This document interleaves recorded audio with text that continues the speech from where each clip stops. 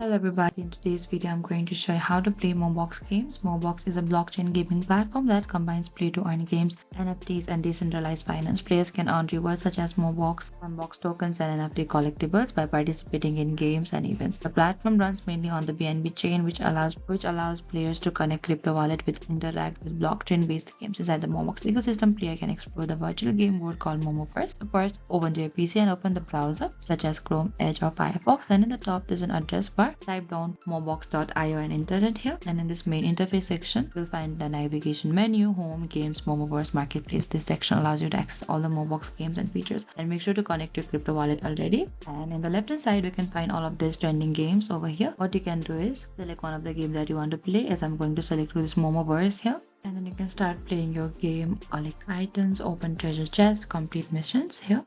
And playing games on Mobox is a simple one. You connect your wallet by visiting the game section, choosing a game and completing missions. Inside the Mobox, players can earn valuable rewards such as Mobox tokens and NFTs. Thank you for watching this video. I hope I could help you. If you have any queries or confusion, please comment down and we will reach out to you very soon.